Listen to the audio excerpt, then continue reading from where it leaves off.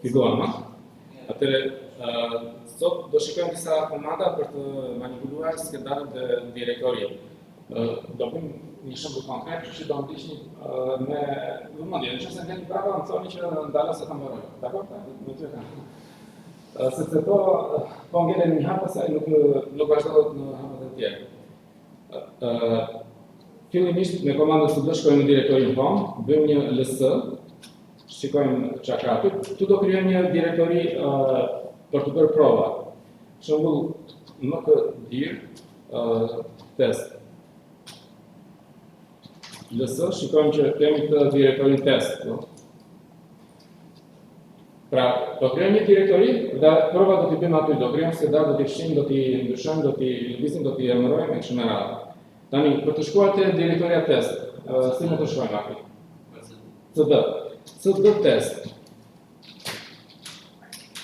Edhe kjo na tregon këtu që jemi në direktorin test prompti, po mund ta shikojmë edhe me print working directory. Sa më përsëritje për komandat që kemi bërë më parë. Tani, brenda kësaj direktorisë test, dua të krijoj dy direktori të tjera, dir1 dhe dir2. Atëherë e bëjmë mkdir, dir1, vend bosh, dir2. Pra, kjo komanda mkdir mund të marrë një argument ose disa argumente. Në këtë rast me një argument, në këtë rast me dy argumente. Dhe më marrë edhe më shumë. Dhe krijon këto direktori që na mund t'i shikojmë me ls.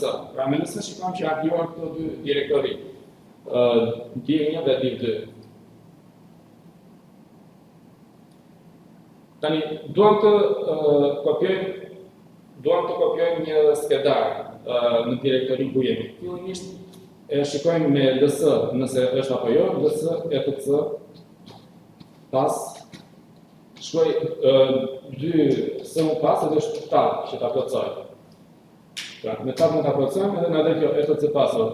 Tani, e nxjerr me shitjen e lartë të komandën, shtyp Ctrl A, që të shkojë në fillim të komandës, aktivomje, shtyp Ctrl A, pastaj shtyp Ctrl D, që përshi ato dy shkronjat, dhe shkruaj CP. Pastaj shtyp Ctrl E. Ctrl A, jo vetëm Ctrl A dhe shkon në fillim të rreshtit. Thjesht Ctrl A, shkon në fillim të rreshtit. Po, jo Ctrl A. Pastaj shkruaj CP, komanda CP në fillim të rreshtit. Pastaj Ctrl E shkon në fund. Pastaj lë një vend bosh, i thon një vend bosh edhe pik. Kjo pik është direktoria uploading dhe në këtë moment japim enter. Dhe shikojmë ls. Do të kemi këtë skedarin këtu në këtë direktori, këtë skedarin password. Pse ka një tjetër? Ky ka një tjetër sepse këto dy janë direktori. Ky është skedar. Pra, direktorit këtu janë nxjerrë ngjyrosur me ngjyrë blu. Në këtë thim, sepse edhe terminali nuk kanë thim të ndryshme, mund të nxjerrë me ngjyrë jeshile, në një thim tjetër ose me ngjyrë boqelli.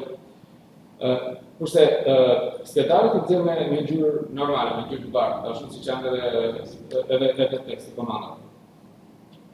Pra, kemi këtë skedarin password edhe kemi direktorin dir1, dir2 në direktorin test ku po punojmë.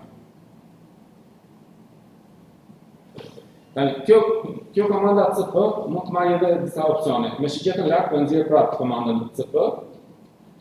Pastaj po shkruaj Ctrl A, që shkon në fillim të rreshtit, dhe e lëviz me shikjeta, që ta çoj këtu te vendi bosh, lë dhe një vend tjetër bosh dhe shkruaj -v. Dhe shtyp enter. Tani kjo është një komandë, siç ishte më parë, komanda CP, që kopjon këtë skedarin në direktorin pik, që direktoria pik ka kuptimin direktoria ku jemi, direktoria korrente. Pra, kjo komanda kopjoi skedarin password në direktorin ku jemi. Tani, përveç kësaj i kemi shtuar këtë opsionin -v. Si mendoni, çfarë kuptimi ka ky opsioni -v? Ka kuptimin verboz. Në anglisht verboz do të thënë që ka shumë fjalë, ose jep sqarim. Në këtë rast komanda jep sqarim. Për shembull, komanda thotë që po kopjohet ky skedar në këtë skedar. Kur e vëmë në parë, thjesht bëri punën, e kopjoj dhe nuk na nxori asnjë njoftim. Kur japim me komandën, kur japim me opsionin -v, na jep edhe këtë njoftimin, na tregon se çfarë po bën. Pra, disa komanda, jo të gjitha, disa komanda mund të marrin të opsionin -v që ka kuptimin verbal, në disa raste. Në disa raste tjera mund të ketë kuptim tjetër. Në rastin e komandës CP, opsioni -v ka kuptimin verbal dhe na tregon se çfarë do bën komanda. Zakonisht komandat në Linux punojnë në mënyrën ters. Ters në anglisht do të thënë pa shumë fjalë. Do të thënë thjesht punojnë edhe as nuk e bëj as nuk e konsideroj as nuk do të çfarë bëni. Ajo nuk kupton që ti e di se çfarë po bën, nuk çfarë po bën. Por në këtë rast ne mund t'i japim opsionin -v që të na tregojë se çfarë po bën. Tani po nxjerr edhe një herë këtë komandën CP me shiqetën lart. Po shtyp Ctrl A që të shkoj shpejt në fillim të rreshtit dhe këtë opsionin -v po e bëj -i. Aktiv po më. Sepse duke vënë komanda, do të shkruaj komanda i kësaj mirë, nuk jam që ta shkruash. Po. Japim opsionin -i dhe shtypim enter. Ç'a na ndodh këtë rast? Na pyet override do që ta mbishkruash këtë pasordë? Pse ndodh kjo? Sepse insert, jo, kjo ka kuptimin interaktiv. Interaktiv do të thotë që në rast se ka diçka që nuk shkon të pyet. Sepse komanda të Linux i të bëj këtë e bën. Nuk të ajo mendon se ti e di se çfarë po bën. Nuk kontrollon që është në reziston, po e mbishkruaj, ajo kujton se ti je ekspert, i të bëj e bën. Por nëse ne japim komandës CP opsionin -i me kuptimin interaktiv, atëherë ajo shikon nëse ekziston ky skedar, nëse ekziston të pyet për konfirmimin që ky skedar ekziston, do që ta mbishkruash, edhe kjo është pyetja që po na bëhet ne. CP override, do që ta mbishkruash, po shkruaj yes, y për yes edhe shtyp enter. Edhe e mbishkruan. Mund të kisha shkruar edhe n, që ti thosha jo, mos e mbishkruaj sepse ekziston. Po nxjerrë edhe një përmbajtjen e direktorisë me komandën ls dhe tani po përdor këtë komandën mv PASS edhe shtyp tab që ta plotësoj edhe shkruaj fan.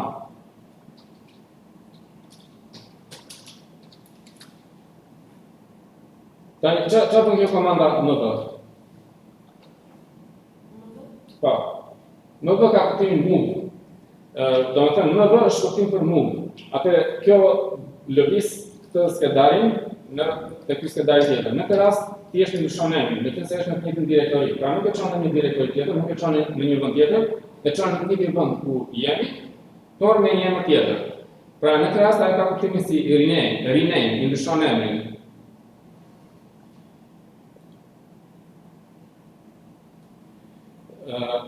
Por komanda move mund të përdoret edhe për ta zhvendosur një skedar në një direktori tjetër. Për shembull, nëse them mv fan dir1. Shikoj ls këtu nuk e kam në direktorin korrente, shikoj ls dir1. Tani është zhvendosur ky skedar i fan që ishte këtu, është zhvendosur në direktorin dir1. Mund të përdor edhe komandën 3, që të shikoj strukturën e direktorisë ku jam edhe të nën direktorive në formë peme. Dhe kjo jep një pamje më të qartë, do të thotë të gjithë strukturës. Pra e shikoj nga komanda 3 që skedari fan ndodhet poshtë ose nën direktor, ndodhet në direktorin dir1. Do të thënë, po i quajmë një emër shumë si fan që s'është Kështu ajo e bën rename. I bën rename. Nëse është direktori, ajo fut atje. E fut atje në atë direktori. Pra, në të rastin që dam këtë komandën move password fan, ajo thjesht i bën rename. Do të thënë nga skedari me këtë emër në skedarin me këtë emër. Pastaj i dam këtë komandën tjetër move fan dir1. Kjo është direktori. Ky është skedar. Atëherë zhvendos këtë skedarin brenda kësaj direktorie. Mund t'i kisha dhënë edhe emër tjetër, për shembull, nëse do ta bëja kështu komandën. Atëherë ajo do ta zhvendosë në atë direktori, por me emrin e ri. Pra emri i ri është ky. Nëse do ta kisha bërë kështu komandën. Po ta ndryshojmë personin për shembull që do duhej një path. Po, mund t'japësh gjithë pathin, mund t'japësh edhe emrin e ri nëse do emër të ri. Nëse nuk do emër të ri, thjesht e lë emrin, edhe ajo përdor të njëjtin emër, por në pathin e ri. Pra, me anë të kësaj komandës MV mund të zhvendos një skedar nga një direktori në një tjetër. Tani unë dua që këtë skedarin fan ta zhvendos në direktorin dir 2. Si do jetë komanda? MV, si mendoni, Aki? Për të zhvendosur këtë skedarin fan nga direktoria dir 1 në direktorin dir 2. Si do jetë komanda? E para një do jetë MV, që është move. Po. Duhet ta zhvendosim fan në dir 2. Po. Po në qëse më i them move fan, atëre ajo një buton skedari fan që ndodhet në këtë direktori. Po ne nuk kemi skedar fan në këtë direktori, në direktori ku jemi. Do t'i kemi dir 1 fan. Pra move dir 1 fan. Pra këtë do zhvendosim këtë skedari fan që ndodhet brenda direktorisë dir 2. Dhe po të shikoni, ne nuk po japim slash, nuk po fillojmë slash. Domethënë këto janë pathë relative që kemi thënë. Kurse pathi absolut fillon që nga rrënja e file sistemit edhe ka pasur gjitha direktorit dhe të skedarit. Në këtë rast unë them thjesht dir 1 që do të thotë direktoria dir 1 në direktorin ku jemi dhe brenda asaj është skedari fan. Pra do të zhvendosim skedarin fan që do të poshtë direktorisë dir 1 ku do ta çojmë dir 2. Atëherë japim direktorin ku duhet ta çojmë. Tani e kontrollojmë edhe një herë strukturën e direktorive me komandën 3. Japim 3 dhe shikojmë edhe një herë.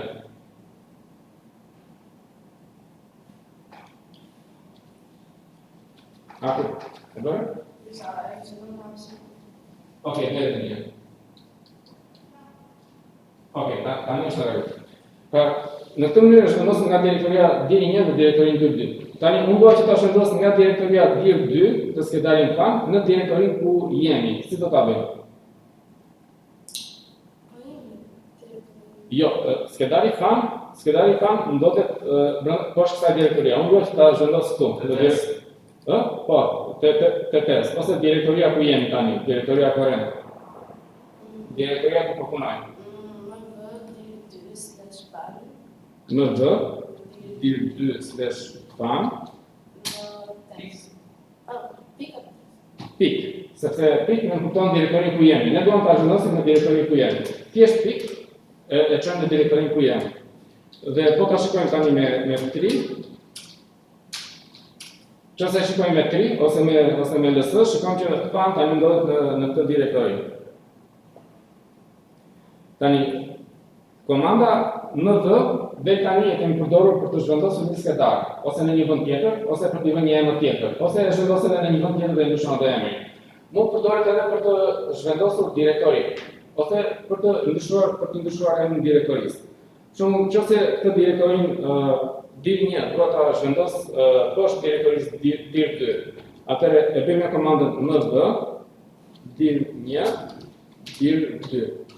Që do të thotë direktorin dir 1 në direktorin që është këtu ku jemi, zhvendose brenda direktorisë dir 2. I jap enter dhe e shikoj e kontrolloj me 3.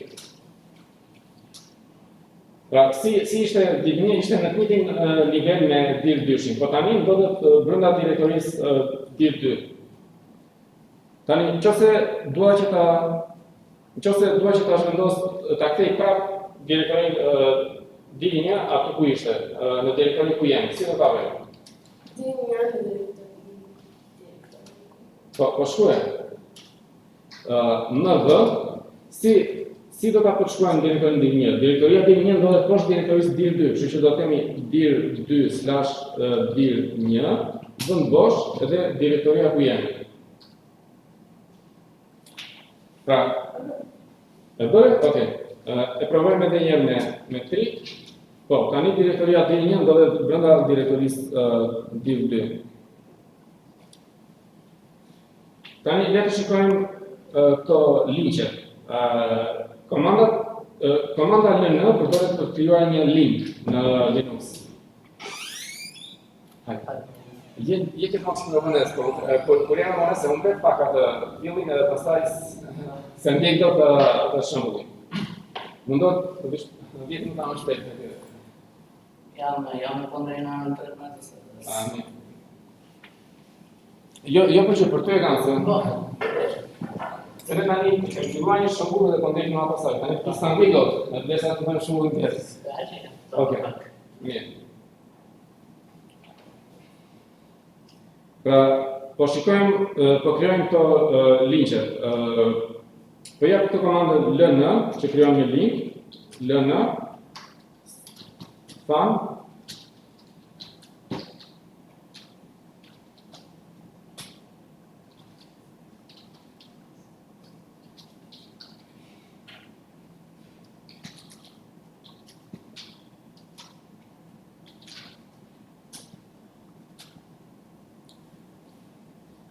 Tani, kjo krijon ky skedari ekzistante, me anë të kësaj komandës ln krijon një link për tek ky skedar.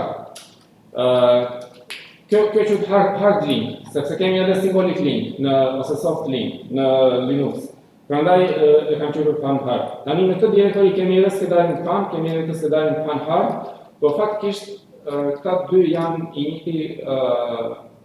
i njëjti skedar. Domethënë kanë të njëjtën përmbajtje, por kanë dy emra të ndryshëm. Le të krijoj edhe po krijoj edhe 2-3 linkje të tjera të këtij skedarit fan, por brenda direktorisë një link brenda direktorisë dir1 dhe një link brenda direktorisë dir2. Lën fan dir1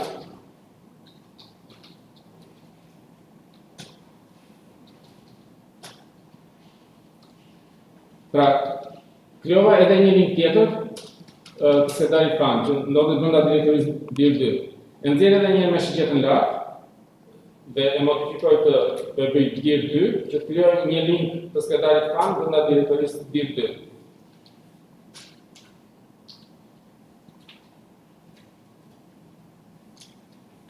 Tani, nëse e përdor edhe një herë komandën ls -l, që është long listing, por me këtë opsionin r e madhe.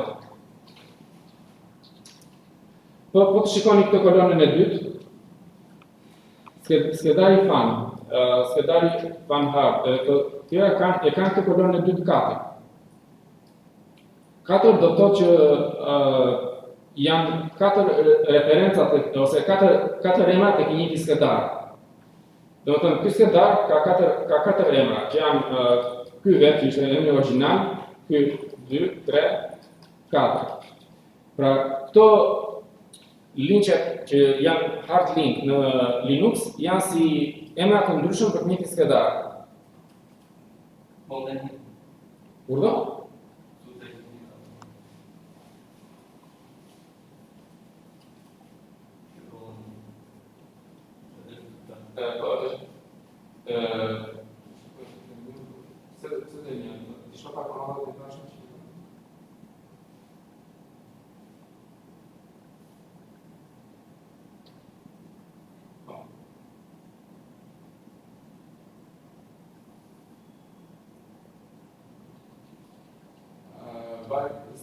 Në almira se si është ashtu ky sistem.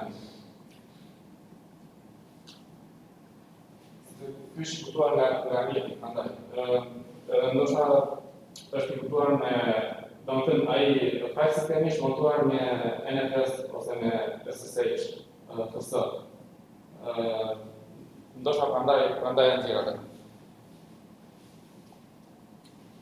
Kurse file sistemi që përdoret në Linux, që përdoret është ext4.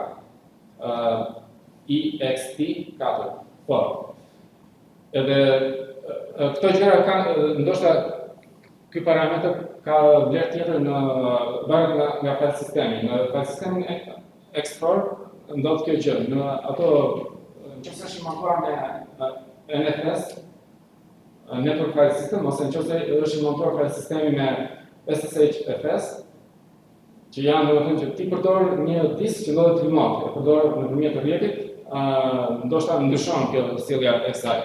Por në përgjithësi, nëse kemi file sistemin ext4, atëherë kjo duhet na dalë sa numri i këtyre linqeve.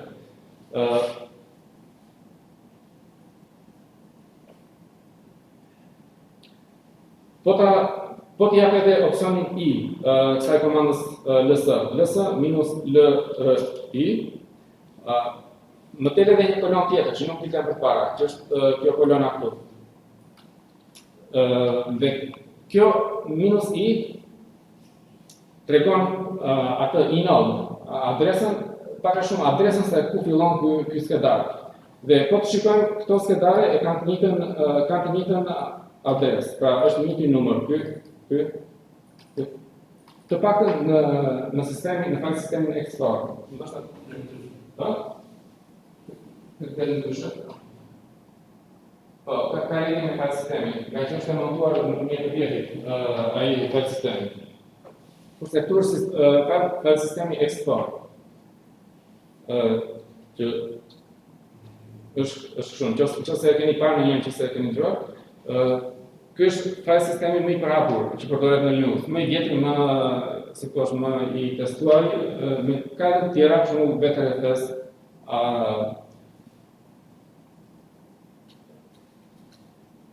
e tjera. Po që në file sistemin export, me opcionin i në adresa ku fillon skedari, dhe po të shikojmë këto kanë një adresë. Dhe çfarë nuk kupton kjo? Kjo nuk kupton që nëse unë editoj njërin nga këta skedar dhe hap të shikoj këtë tjetrin, nga del që është ndryshuar edhe ai. Nuk është ndryshuar ai, por është i njëjti skedar.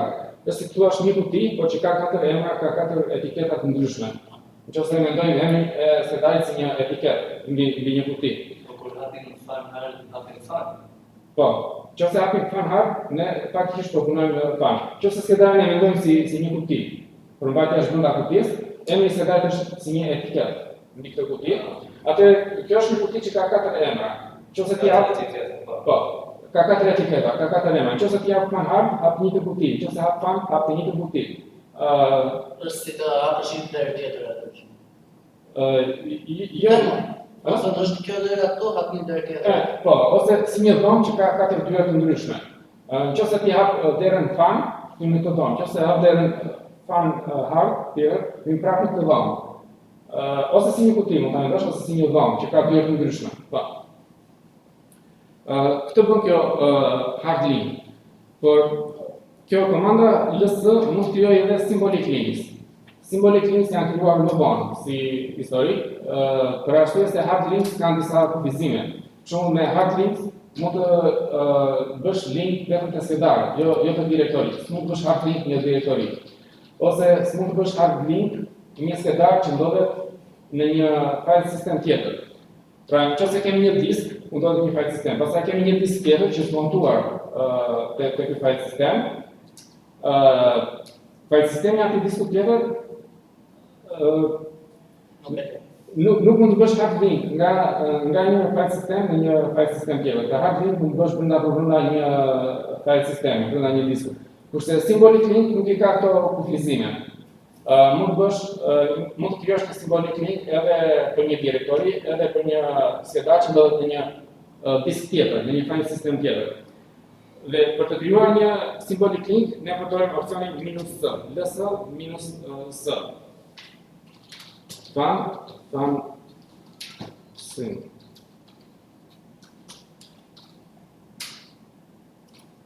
ln, jo ls, ln, link -s, fan sim.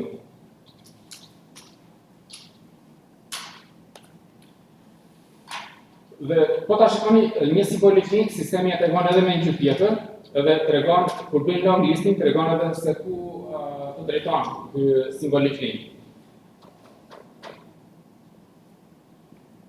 Le të krijojmë edhe një simbolik, tani do të krijoj një symbolic link të këtij skedari, por brenda kësaj direktorisë div1. Si do ta krijoj? E para ln -s, pastaj pik fan, pastaj zon bosh, dir1, fan sim, simbolik. Dhe shikojmë që kam krijuar të symbolic link për te ky skedar. Tani, shikoni edhe këtë sintaksën e kësaj komandës. Kjo tregon destinacionin. Dhe ky është linku simbolik që do krijojë. Pra, do krijohet një simbolik link brenda direktorisë DIL1 me emrin fan sym, por ky do ketë si destinacion këtë skedar. Dhe pse ja jap këtë pik përpara, sepse pik ka kuptimin e direktorisë parë, direktorisë më lart në hierarki. Dhe që të arrijë të skedarin fan që nga direktoria DIL, do të kalojë një te direktoria parë, edhe pastaj te direktoria fan. Prandaj i jap të sintaksën, i jap emrin e linkut ose atë targeting në këtë mënyrë. Mund të shkruajmë edhe test fan? Mund ta bënim edhe test fan, por ja ta krijojmë një simbolik link brenda kësaj direktorisë DIL2, pak a shumë si kjo që punon, që lidhet te kjo direktori. Atëherë lëm në s po shkruaj një herë këtë emrin e skedarit, të linkut simbolik. DIL2. Kështu po e quaj, unë ka rëndësi mund ta quajmë si të duam. Tani do shkruajmë se si do t'i referojmë skedarit target. Nëse e shkruaj test fan, kjo nuk është e saktë. Pse? Si ishte të kërë më lartë. Te kjo? Lartë. Lartë. S'ka më.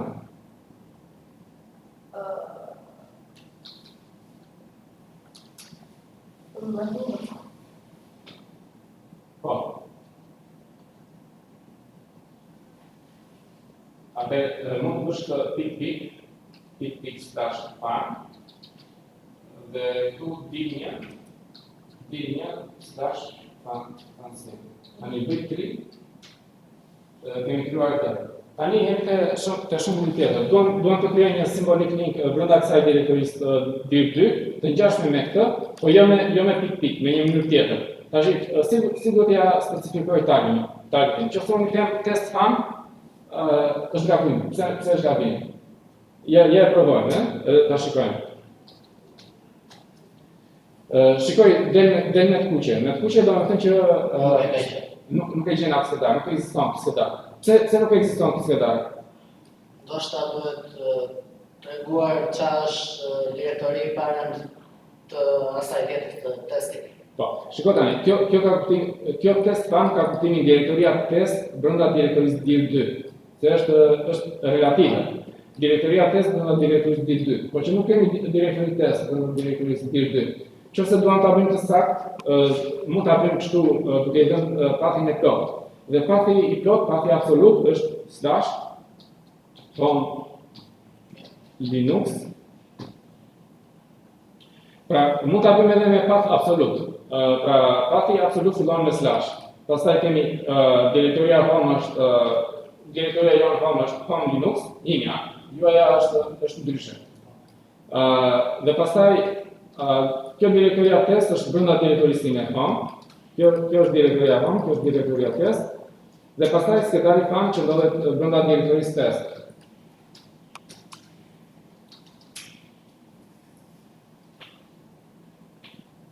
Miki, është e qartë? Tani, më nxjeni mesazh gabimi këtu. Këtu më thot failed to create a symbolic link. Pse? File exist. Atëherë mund të përdor këtë opsionin f. Minus s, minus f, ose minus sf.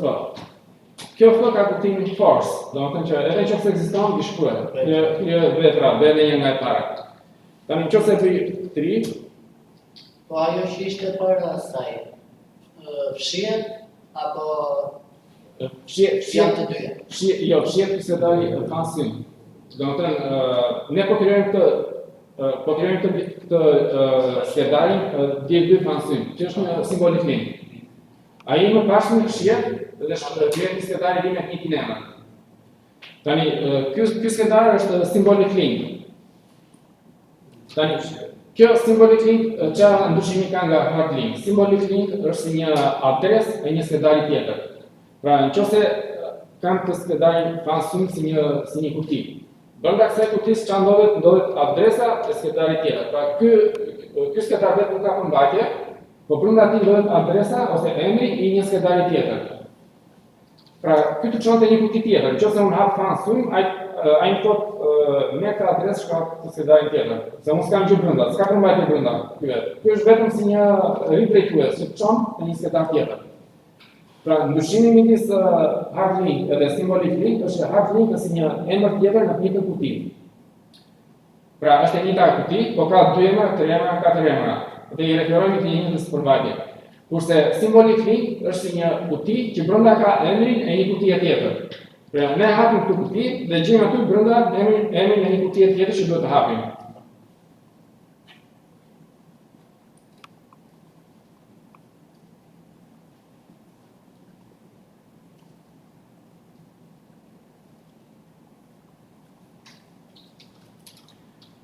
Tani, symbolic link mund të krijojmë edhe për një direktori. Hard link vetëm për skedar. Kurse symbolic link mund të krijojmë edhe për një direktori. Po krijojmë një symbolic link për direktorin dir1. ln opsioni -s dir1 sym.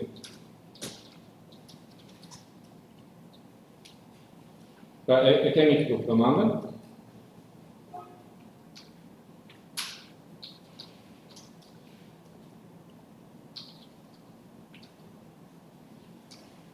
Në këtë rast, çfarë kam krijuar? Kam krijuar këtë symbolic link me emrin dir1 sym në direktorin ku po punoj, e cila na ridrejton te direktoria dir1. Dhe këtu dir1 sym të çon ose të ridrejton te direktoria dir1. Direktoria dir1 do të në të njëjtën vend. Se po të ndodhe në një vend tjetër, do jepim edhe pathin, ose path relativ ose path absolut. Për shembull, pik, shkot te ky path, pastaj slash, shkot te path tjetër. Por me që se ndodhet në të njëjtën vend, në të njëjtën direktori, atëherë thjesht emri I direktorisë. Tani le të shikojmë komandën rm, e cila është shkurtim për remove, e cila përdoret për të fshirë skedar ose direktori. Fillimisht po fshi këtë skedarin fanhard. rm fanhard. E provoj me 3. Po, e provoj me 3, edhe shikoj që është fshirë. Ose mund ta provoj edhe me ls, meqense është brenda direktorisë ku po punojmë.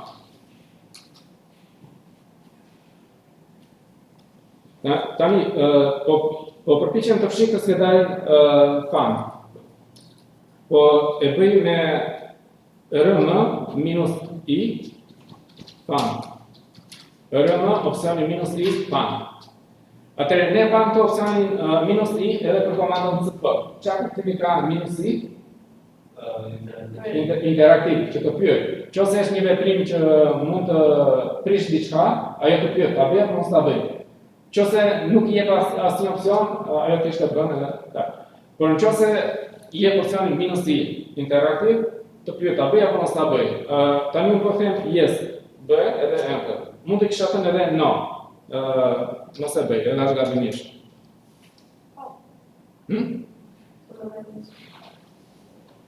Punoj? Okej, ndërkohë. Po ta shikojmë tani me komandën 3. Shikojmë që ose me ls, shikojmë që ajo është fshirë, skedari fan. Po tani shikojmë edhe një gjë tjetër, që gjitha këto symbolic link janë bërë me kuqe. Janë bërë me ngjyrë të kuqe, sepse skedari target që kishin ato nuk ekziston më, sapo e fshim. Kështu që këto nuk të çojnë as sekundi. Prandaj I nxjerr sistemi me ngjyrë të kuqe.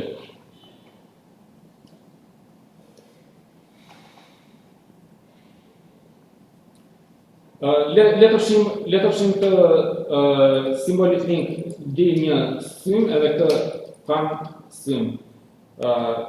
rm fan sym edhe dir1. Nëse e vini re, ndonjëherë përdor tabin për ta plotësuar emrin e një skedari ose të një direktorie. Po, në qëse shkoj për shembull fan edhe jap tab, meqense vetëm ky skedar fillon me vetëm ky skedar këtu fillon me fan, atë e plotson vetë shelli. Ose nëse shkoj D1 minus edhe jap tab, meqense vetëm ky skedar fillon me D1 minus, e plotson vetë shelli emrin e skedarit. Shikoj edhe një herë të ri. Këto dy skedar janë shi. Tani komanda rm ka edhe këtë opsionin minus r, që në këtë rast për komanda rm ka kuptimin recursive. Recursive do të thënë që fshin edhe përmbajtjen e direktorisë, edhe të nën direktorive ose të gjitha çka ka brenda ajo direktori. Po të thoni ne vetëm rm deri një. Ja ta provojmë. Rm deri një, rm deri një. Kjo që është direktori. Sepse zakonisht për të fshirë një direktori ne mund të përdorim komandën rmdir. Por që përdorim komandën rmdir, ajo direktori duhet të jetë bosh. Nëse nuk është bosh, nuk fshihet. Ja përprovoj rmdir deri një. Direktori not empty. Po që bosh e fshin, po që bosh nuk e fshin. Kurse komanda rm për një direktori duhet të ketë opsionin minus r, recursive, që të fshi çka ka brenda direktoria dhe pastaj të fshi vetë direktorin. Rm minus r, aty edhe pasën. Rm minus r diri një, në këtë rast e fshin. Tani mund të shkojmë një direktori më sipër, cd pik, shikojmë ls, dhe mund të fshim komplet të direktorin test. Me çfarë komandë ta fshim? Arti? Duam të fshim të direktorin test. Me çfarë komandë ta fshim? rm, po pastaj? Edhe minus r, edhe opsioni r për recursive, sepse është direktori. Pra, kur duam të fshim një direktori, komandës rm do të japim edhe opsionin minus r. Okay? Ndonjëherë jepet edhe opsioni f, force. Do të thotë nëse ka një gjë që ajo e ka me dyshim dhe mund të pyes tash mos tash, po i dam opsionin minus f, nuk të pyet fare, po e fshim. Por në këtë rast nuk ka nevojë, vetëm opsioni minus r është i mjaftueshëm.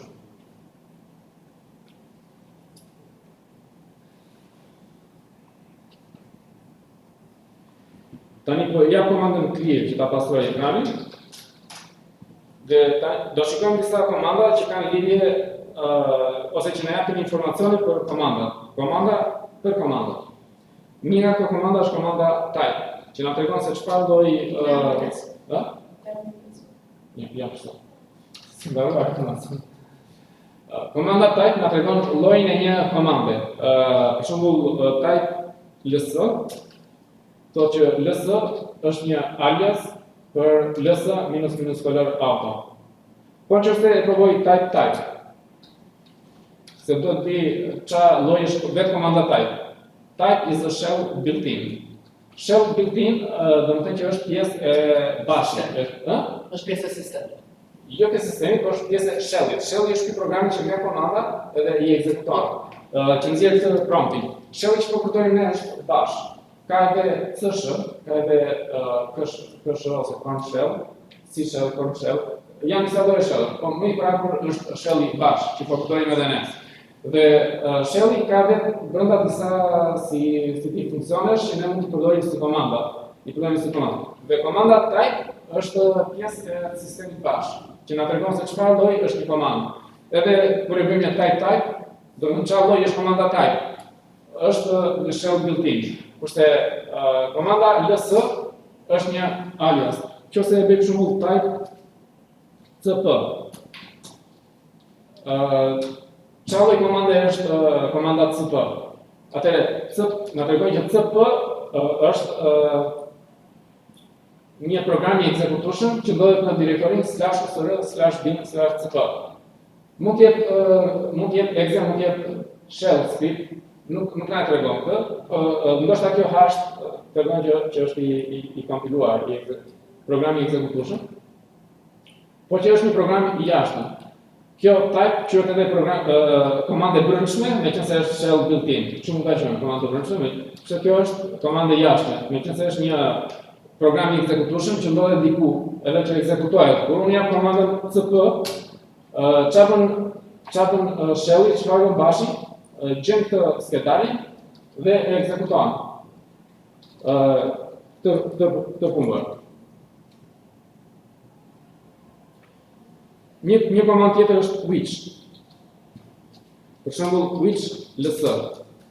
Which ls na tregon këtë gjë që tashun, nëse unë shtyp komandën ls, cili program ekzekutohet. Sepse ne tham që kemi /bin, kemi /sbin, që kanë komandat ekzekutueshme. Kemi usr /bin, /usr/sbin, /usr/local /bin. Të gjitha këto kanë komanda. Mund kemi komandën ls në disa nga këto direktori. Nuk kemi një skedar që quhet ls, ose një program që quhet ls në disa nga këto direktori. Po kur unë shtyp komandën ls në prompt, te prompti, në shell, cila nga këto ekzekutohet. Dhe këtë na tregon komanda which. Pra nëse unë shkruaj ls, programi që ekzekutohet është ky. Këtë një shelli, domethënë sipas mënyrës se është konfiguruar. Ne mund ta ndryshojmë konfigurimin e tij, do shkojmë më.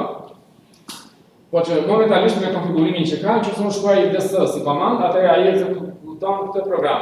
/usr /bin /ls. Nëse i them which cd. Mirë pasi përgjigje. Pse? Le ta provojmë. Është në shumë direktori. Jo.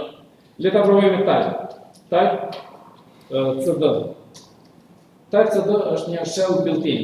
Pra nuk ka një skedar të ekzekutueshëm. Kjo which na tregon se cili program ekzekutohet për këtë komandë.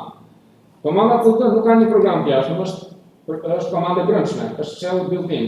Prandaj nuk na kthen asgjë. Kur themi which cd, nuk na jep asnjë rezultat. Po. Po nëse mund të kemi siç është ls-ja, Po. Në disa direktori. Do të thënë një është e bin, një është document. Po. Kur e kërkon pastaj kur e shkruan atë which ls, këtë do të tregojë, po do i tregojmë tërë. Jo, nuk tregon tëra, tregon atë që ekzekuton shelli. Dhe si e cakton shelli atë që ekzekuton, këtë do ekzekuton. Është një variabël mjetësi që quhet path. Dhe ne mund ta shikojmë përmbajtjen e këtij variabli me këtë komandë, echo path. Dhe nëse shikojmë, kjo ka disa direktori të ndara me 2 pika. Pra kjo është direktoria e parë, pastaj kemi një 2 pikësh, pastaj kemi direktorinë e dytë, pastaj kemi një 2 pikësh, pastaj kemi direktorinë e tretë, e kështu me radhë. Janë disa emra direktorish të ndara me 2 pika. Tani, nëse unë shkruaj një komandë, për shembull x, y, z, ose ls, ose cp, çfarë bën shelli? Shkon dhe kontrollon në këtë direktorinë e parë. Nëse është një program me këtë emër në direktorinë e parë, këtë ekzekuton. Nëse nuk e gjen, kontrollon tek e dyta. Nëse e gjen tek e dyta, atë ekzekuton. Nëse se gjen as tek e dyta, kontrollon tek e treta derisa ta gjej. Po se ti pastaj thotë që command found, në rast se command found. Pra, me këtë mënyrë përcakton. Dhe unë mund ta ndryshoj përmbajtjen e këtij skedari. Nëse dua që ta ndryshoj radhën se si kërkon shelli, mund ta ndryshoj përmbajtjen e këtij skedari, që i them kontrolloj fillimisht në këtë direktori, pastaj në këtë, pastaj në këtë. Por këtë do ta shikojmë më vonë. Do ta shikojmë edhe një më vonë. Një komandë tjetër që na jep informacion rreth komandave është komanda help. Nëse shkruaj help cd, mi jep pak a shumë një apo dy faqe me informacion rreth komandës cd. Si përdoret komanda cd? Pra, këtu është emri i komandës, pastaj këtu mund kemi një direktori, por meqense është klapa katrore, është opsionale. Domethënë që mund të ketë emër direktori, mund mos ketë. Sepse cd thotë që shkon në këtë direktori. Po mund ta japim komandën cd edhe pa emër direktorie. Nëse japim pa emër direktorie, na çon te direktoria vonë. Kështu e ka si sjelljen e saj të zakonshme, komanda cd. Pastaj mund të ketë edhe disa opsione që janë këto me minus, dhe opsionet janë edhe opsionale. Kur rrethojmë me këto klapat katrore, do të thotë që është opsionale, nuk është e detyrueshme. Mund ta përdorim, mund mos ta përdorim.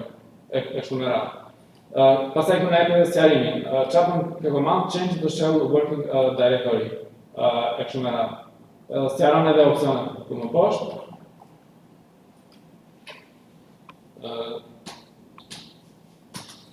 ndodhi diçka rrëzmisht, clear. Do? Tani, nëse unë shkruaj help nuk e di. Po shkojmë. Po shkruaj. Clear, shkruaj, por nëse shkruaj, saj. Nëse shkruaj help nuk e di, çfarë do jap?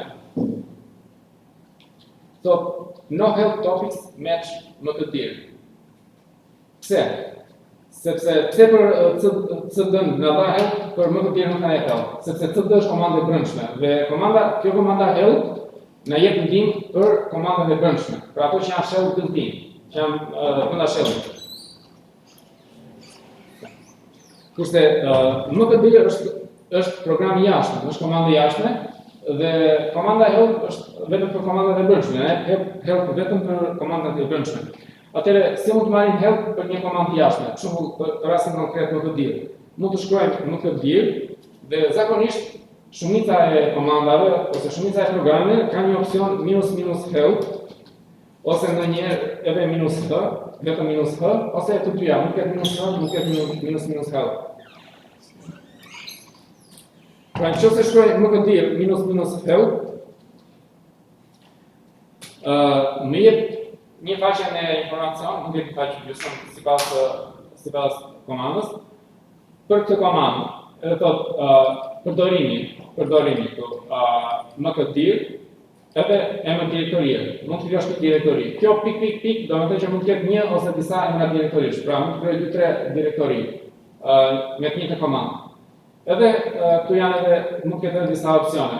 Edhe më poshtë sqaron edhe opsionet, që janë këto opsione, -p ose -bar, që do të thotë kështu, -v ose -verbose, që do të thotë kështu e kështu me radhë. Pra, zakonisht komandat e kanë këto opsione, -help ose vetëm -h, ose të dyja, -h, -help. Tani, nëse dua të marr informacion më të detajuar rreth një komande, mund të përdor komandën të marrë. Sepse kjo help na jep një faqe gjysmë me informacion.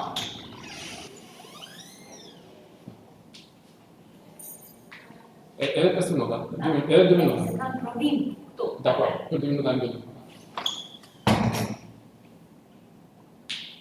Ska të në minutë valla.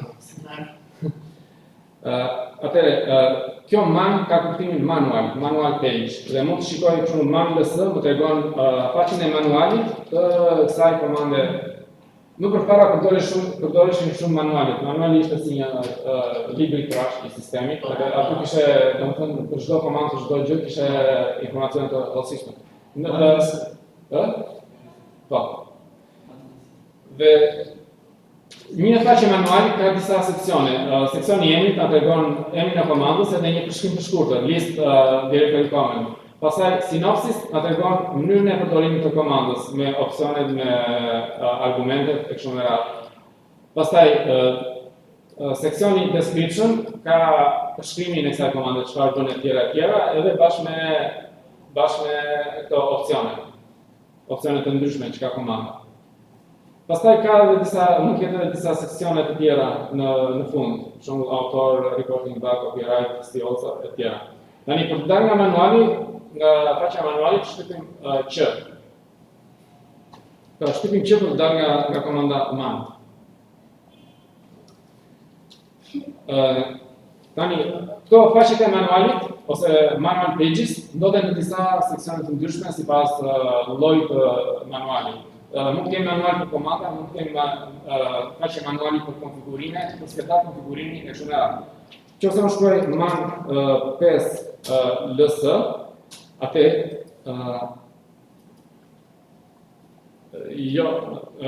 po provoj man password, një komandë tjetër, man password. Nëse provoj man password, ma hapet faqja për komandën password. Change user password. Një sekundë, man password të asë... WD.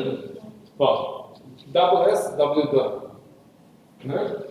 Pra, kur shkruaj thjesht man password, ma hapet faqja e manualit për komandën password, që është change user password.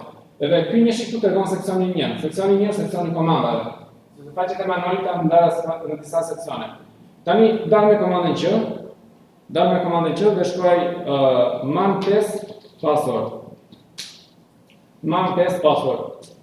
Tani kjo 5 është seksioni 5. Dhe seksioni 5 është për file formats and configuration.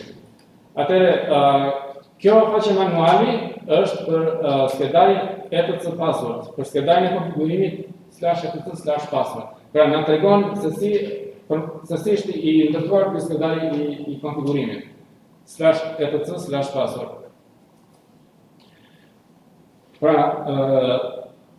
kjo man password në jep informacion tjetër, në jep për komandën password, man 5 password, me qenë se seksioni 5 është për skedarjen e konfigurimit, në jep informacion për skedarjen e konfigurimit /etc/password.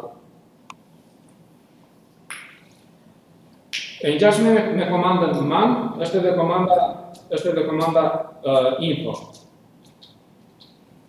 Për shembull, nëse shkruaj info core utils, marrë një faqe me informacion për këtë grup komandash. Kjo core utils, GNU core utils është një grup komandash.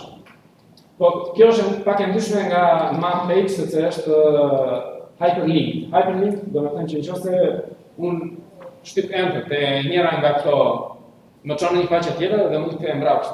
Pak a shumë si një faqe HTML, që nëse klikon një link, çon te një faqe tjetër dhe mund të kthesh mbrapsht. Pra, kjo është hyperlink, është në disa seksione, shumë nëse shkoj këtu tek formatting file contents, shtyp enter. Më çon te kjo faqe. Tani po të kthej mbrapsht, më duket se bëhet me Ctrl L, jo. Që?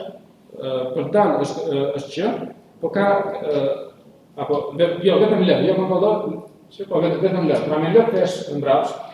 Ka disa komanda tilla, për shembull, nëse shkoj këtu, mund të shkoj te një në seksion tjetër, pastaj shtyp L, të kthem mbrapsht. Te faqja e mëparshme, back. Tani shtyp që për të dalë nga komanda info. Ose info password. Faktikisht me qenë se nuk ka faqe hyperlink. Dakor, 3 minuta normal. Se nuk e dini, nuk ka njëri që ka provim sot. Se po të thashë nuk më vjen mbaroni. Po 1 minutë e mbaroj. Po pra, se vajti ora dhe po presin student në korridorin. Dakor, ja 2 minuta ta mbër. Atëherë, e mbyllim për sot dhe vazhdojmë nesër. Kemi edhe dy komanda tjera se punë këtyre, po s'ka gjë se kemi për plot, ja të mbyll dhe regjistrimin.